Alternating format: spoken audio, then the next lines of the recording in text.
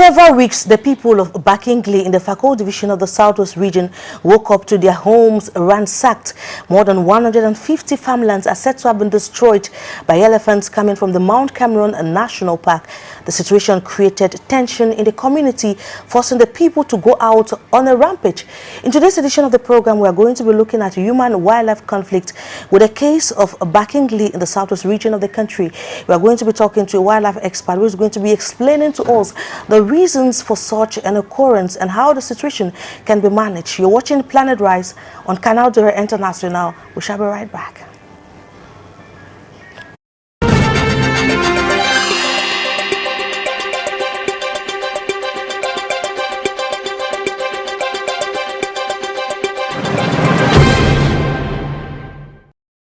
Welcome back, ladies and gentlemen, and thank you for choosing Canal International. Right now, we are going to take you to Bakingilli, a small community in the Fakol division of the Southwest region, to see for yourself the level of destruction by elephants and how the people went on a rampage to decry the situation. Watch this and we shall be right back. For several days, these are scenes of destruction the people of Bakingilli in the Fakol division of the Southwest region woke up to. Their farmlands were ransacked by elephants, destroying crops and threatening their livelihoods. What pushed the people out on the street to protest?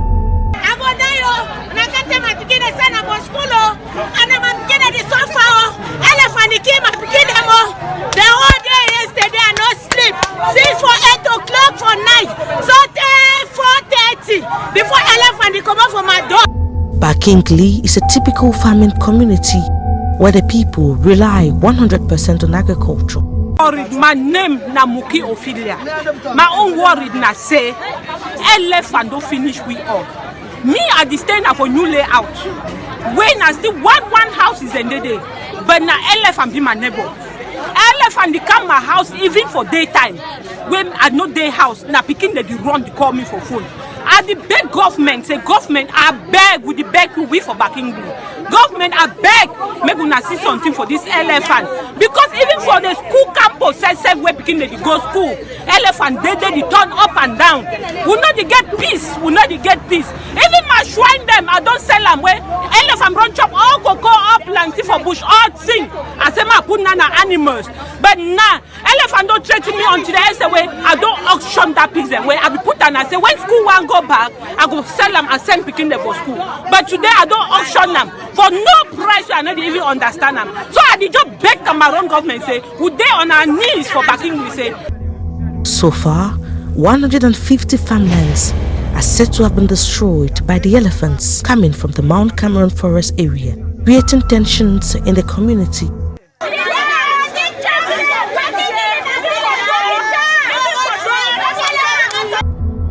To pacify the victims, officials of the Ministry of Forestry and Wildlife for the Southwest region, led by the regional delegate Delphine Erem Ikome, went visiting the victims to assess the damage and throw light on human-wildlife conflict. It's the issue of human-wildlife conflicts, which is not a new thing when we talk of conservation activity. Because conservation is all about protecting wildlife and also improving livelihood of local communities.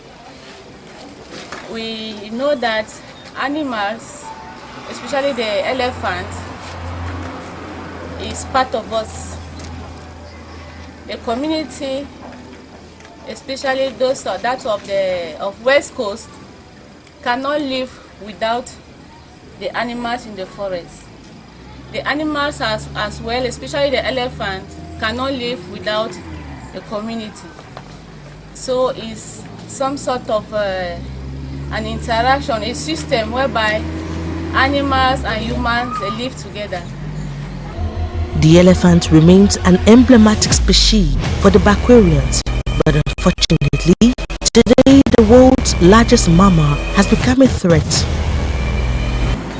The Bakwarian, when you talk of the elephant is part of the culture of the Bakwarian. That's why we have traditions like Malay dance, which is a dance for, I would say, for the elephant.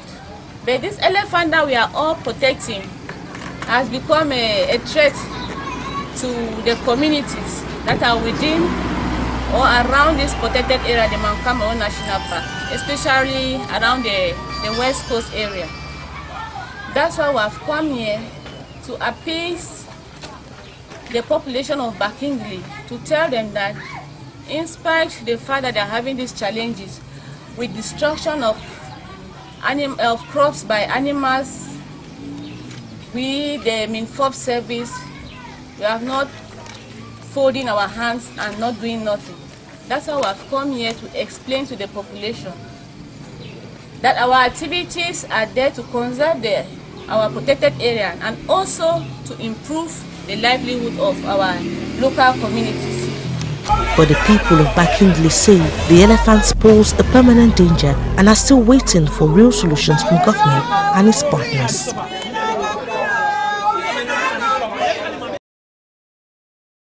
That report, and on this segment of the program we are going to be receiving an environmental scientist. He has more than a decade experience in matters of wildlife conservation. He's equally the project manager for the Douala Edeya National Park, precisely at the Zoological Society of London. He is Mr. Saben Nelson Fawo. Thank you so much, sir, for accepting an invitation on Planet Rise. Thank you so much for inviting me. Now, we just watched the video together about the situation in bakingilli, talking about human-wildlife conflict. Is this kind of situation something common, and what could be the reason for this kind of conflict? Yes, it's quite unfortunate. I mean, looking at the images about the destruction caused by elephants, and it is always very, very sad. I mean, from us working in the field, okay, we've seen a lot of this happening.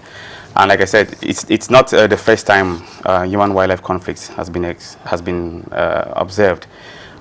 Different national parks and reserves in Cameroon and even in other parts of Africa have experienced such a scenario.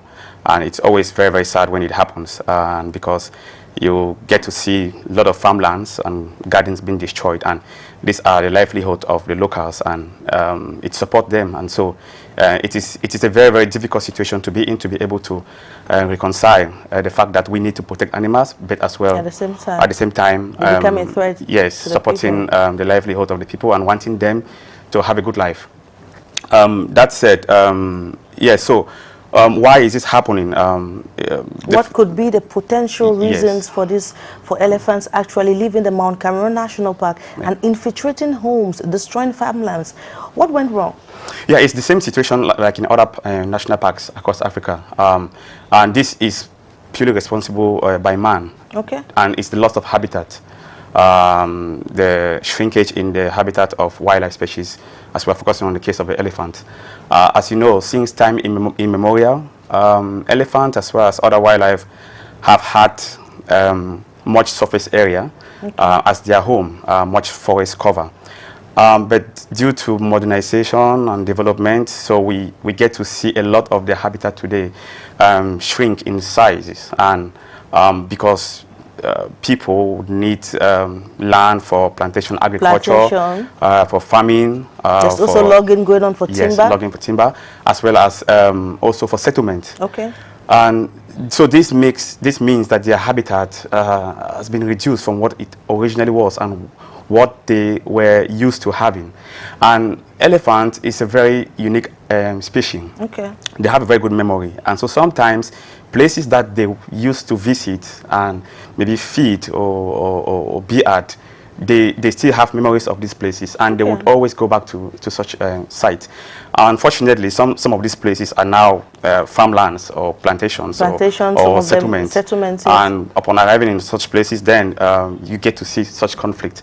Now, another reason for this incident or like the conflict is because there is a normal change in seasons, and so you find shortage of food.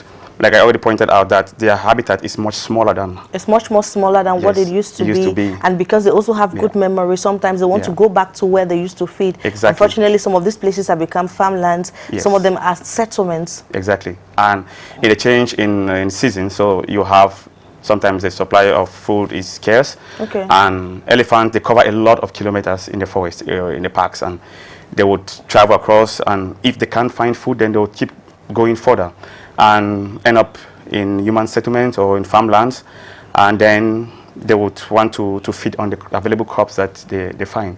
And so it is unfortunate, but like I said, all this began by the fact that because of man's actions. Yes, encroachment into existing forest. There are some people who believe that some of these elephants, you know, talking about the importance, like one of the regional delegate for forestry mentioned in the video, talking about elephant being an emblematic figure of the Bakure man, and there are a group of people who believe that some of these elephants could be totems. I mean, it's strange, but is that a possibility? Well, from a scientific perspective, well, it's difficult to say because we focus on science, and we have seen animals, elephants, many times in the forest. And yes, we've also heard that in some of the communities, even in the Douala National Park, we do have elephants. Okay. And yes, sometimes they would say the same thing, that there's that possibility, yes, but it cannot be proven. Yes, it cannot be proven for now. And now my next question is, once this happens, what are some of the measures that can be taken? You are a wildlife, you're somebody that has more than a decade experience on matters of wildlife conservation. You've worked in Uganda, you've worked in the UK and different parts of the globe. When these situations come, what can be done to send these elephants back to the forest?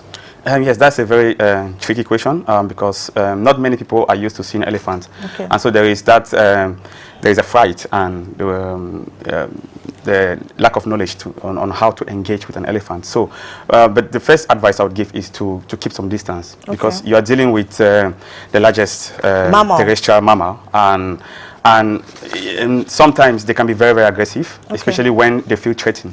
So what I would recommend, and this is what is being expected of local communities, is to alert the conservation services. Okay. Now, in all the parks and reserves we have in Cameroon, you would have a conservation office, which is headed by a conservator, and he has eco guards working in the conservation services. So just to say that in the subsequent edition of Planet Rise, we are going to be talking with a conservator of the Mount Cameroon National Park, who is going to be telling us more about the situation and how they are trying to handle it. Yes. Okay, yes. So the conservators and the eco guards are available, and these communities can actually call them, and they are the force responsible to intervene in, okay, matters of wildlife crime. And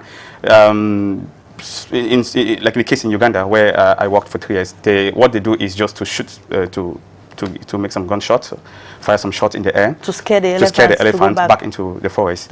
Now, in the case where there is no available rangers or eco guards available or around the scene, and it would take some time to be able for them to respond, some locals have developed some good techniques that can scare them off. So sometimes it requires just using their machete. They would beat it hard against some trees, or okay, use some metallic object, hit it hard to be able to make some noise, which would scare off the elephant, and they would go back to the forest. Yes, so that is what I would recommend.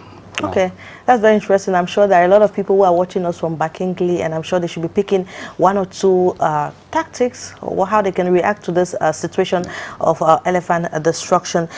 My next question is, let's talk about elephants.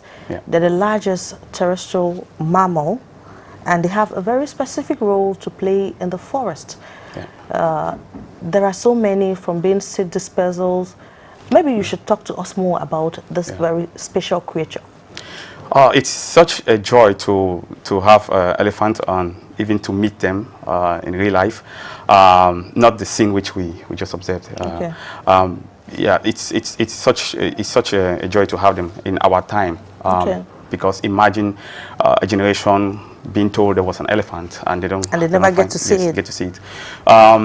They are very, very important in the forest, and to paint a picture about how important it is to our environment, our world today, I would point everyone to the aspect of global warming. Okay. Now, it is one of the biggest problems, and most governments are trying to tackle that. Exactly. And the solutions to global warming is to plant trees for us to have more green cover. Okay. Because trees or the forest serve as to sequestrate carbon. Yes, exactly. It's a carbon sink, and carbon dioxide is a greenhouse gas, okay, eliminating carbon from the atmosphere helps to reduce rising temperatures. Definitely. Now, interestingly, elephants have been doing this for a long time, since time immemorial.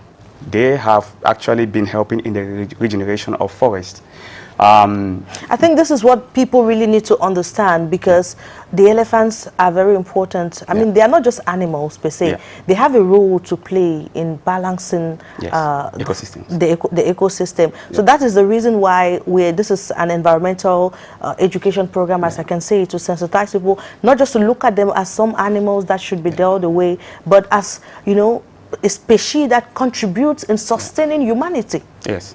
Absolutely, and yeah, it's their role. It's very clear, and they help, you know, regenerate our forest, and they consume huge quantity of food, of seed, and they travel across kilometers everywhere in the forest, which means they help to disperse a lot of seeds and a lot of plants, and so you have the growth and of new forests. So it is a cycle which has been going on for a long time, and also they also help to improve even the conditions of other species in the forest. Oh, that's interesting. Yes, so the whole thing is interconnected.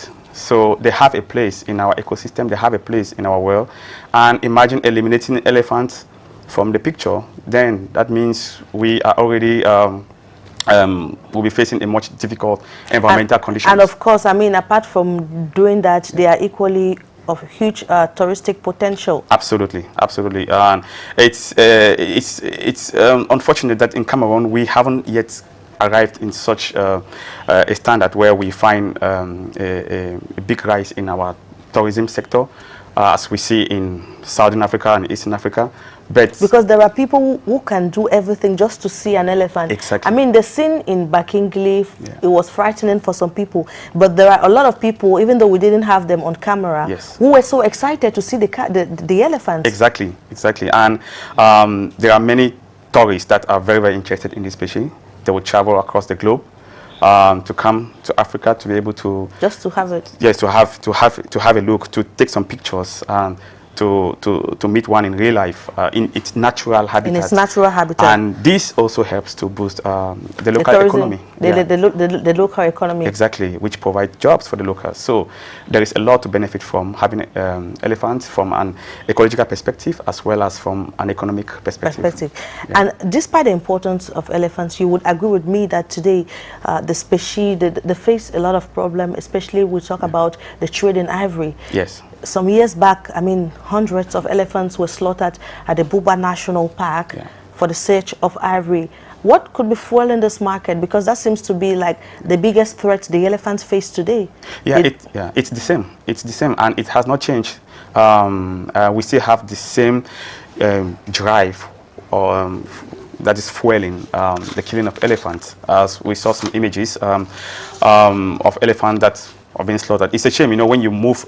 You know, when you are walking in the forest and you come across an elephant carcass, and just because of the ivory, an elephant has been killed. So, if you go in some countries, especially in Asia, you would find that ivory is being used a lot in jewelries, as well as in artifacts or in carvings, and there are many products that are produced from the elephant tusk. Exactly. Yeah. And these are the object that is actually like fueling the trade international. Because once there is the demand, there are always going to be those who will traffic the hunts, exactly. the ivories. Exactly. And although there are some countries that have placed ban on the sale of ivory, we have even seen situations where some countries have actually destroyed tons of ivories, but it didn't stop anything. It didn't stop people from from killing elephants. Yes, there is still the black market, and people would always find a way to go around regulations, laws in different countries to be able to get this ivory across. So there is a lot to be done. But what do you think can be done to curb the trade in ivory? Well, for now, I would say that some effort have been put in place, and there you have international and national laws. Here in Cameroon, we also have our laws, which 1994 wildlife laws, which help to protect our national parks, as well as the endangered and vulnerable species like elephants. And there is a penalty. You know, it ranges from from fines, paying of fines to imprisonment. And yeah, but I would say the challenges we have today is the fact that the enforcement of some of the regulations in place has been very, very weak. Okay. So you would find some conservation services that lack the basic logistic to be able to go on patrols, to have even like a patrol post, and to be able to carry out or to collect data, all such information, so which is relevant to be able to understand the impact poaching and wildlife trade is causing. And there was a time when I spoke with the regional delegate for forestry here in the Littoral region, and he was telling me some of the challenges that eco guards face. You know, their weapons they use as compared to these traffickers, that some of them come with war machinery. Yeah. So I think it makes it a bit difficult standing up against people like that. Maybe the government should invest in reinforcing the capacities of eco guards and other people who protect our wildlife. Yes, absolutely. And many organizations have been investing in training, supporting, providing some equipment, logistics to be able to help this fight against wildlife trade. Yes. Okay, yes. Now, you work for the Zoological Society of London. Can you tell us more about your work in Cameroon? Yes, the Zoological Society of London has been working in Cameroon for about 14 years now. Okay. And we focus our work in 2 different landscapes, in the JAR Biosphere Reserve and the Dual Idea landscape. Now, irrespective of the landscape where we work, or even in beyond Cameroon, our engagement remains the same, to be able to work with the National Park Services to improve the management. Also, to be able to work with local communities, because we believe that communities are in the center of conservation. Okay. And some of these challenges which we have been listing here on poaching are carried out by locals. Okay. So we work with them to be able to propose alternative livelihoods. Sources of livelihood, because exactly. Somebody once said conservation cannot be done on an empty stomach. If somebody is hungry, he will go out to hunt. But if he has an activity that can sustain his family, he may want to support conservation. Absolutely. And we have been working with communities, regrouping them into associations, so that they can be able to come together and be able to develop some livelihood activities, which will reduce the pressure, existing pressures on the natural resources available. Now, this is more important because most of the villages, they exploit the resources, but yet they will not manage the income they make from it, because they always believe that these resources will never finish. So they would always keep having, the animals and the plants there in the forest. So the ZSL helping them to be able to better manage their resources, so that now creating other income generating sources would shift the focus from the forest now to other activities which can help improve their livelihood and their families. And you are project manager for the ZSL, and I'm sure that implementing some of these projects should come with some challenges. Maybe you want to talk to us about those challenges. Yes, like you already mentioned, that when we go to communities, we try not to impose our message, because we do a lot of sensitization campaign to tell them why they shouldn't hunt, or why they should respect the wildlife laws in place, and why they should manage resources in a sustainable way. So in most cases, it's difficult to be able to get them to that point of understanding why they should do this, or why they should not exploit as much resources as possible. Yeah, so because they believe that it is unlimited, and we have addressed some of these by developing projects which addresses some of the challenges which we've seen that is a direct threat to wildlife species, like the removal of abandoned net. So presently we have collected over 10 tons of nets from the waterways in the Dual Idea National Park and the Lake Osa Wildlife Reserve, which helps a lot to reduce ghost fishing. You'll find a lot of dead African manatees, which is a key species, as well as maybe African crocodiles that have been trapped and would perish because of nets being abandoned in the waterways, as well as improving the management of the national parks services. So, any last words? Yes, so I would say that to the human wildlife crisis, there are several solutions which the people in bakingilli can be able to make use of. I would recommend that they may consider digging trenches along the frontiers of the forest in front of the park to reduce the movement of elephants into the villages. But the most effective today is the utilization of beehive as a fence, which would deter elephants and will stop them from coming into communities. And this is the best option. Thank you so much, Mr. Saben, for accepting our invitation, and thank you for all the knowledge you've shared with our viewers today. Thank you very much. And to you at home watching, thank you so much for watching this edition of Planet Rise. We shall be back again in a fortnight. But for now, goodbye and God bless.